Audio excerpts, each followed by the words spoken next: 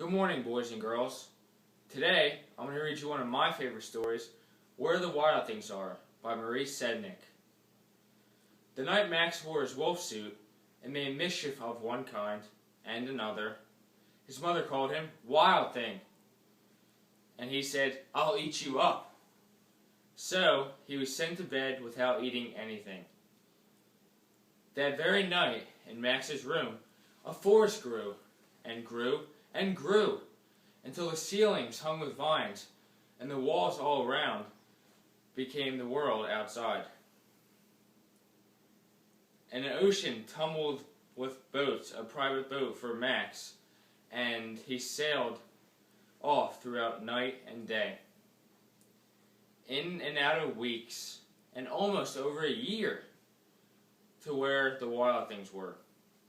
And when he got to where the wild things were, they roared their terrible roars, they gnashed their terrible teeth, they rolled their terrible eyes, and they showed their terrible claws.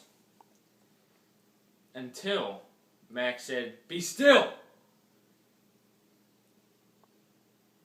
He tamed them by showing them the magic trick of staring right into their yellow eyes and not blinking once.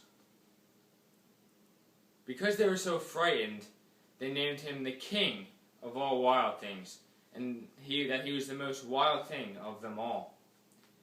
"And now," Max cried, "let the wild rumpus start." "Now stop," he said, and sent the wild things to bed without their supper. And now, Max, the king of the wild things, felt very lonely, and wanted to go somewhere where he knew he would be loved best. And all around, and across the whole world, he started to smell something good to eat. So, he gave up being the king of the wild things. But the wild things cried, "Oh, please, please don't go.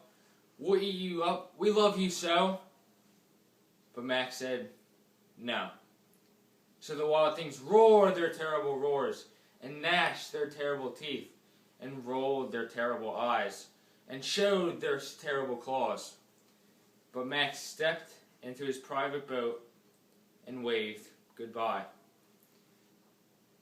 and sailed back almost over a year, in and out of weeks, and through a day, and into the night of his own room, where supper was waiting for him, and it was still hot.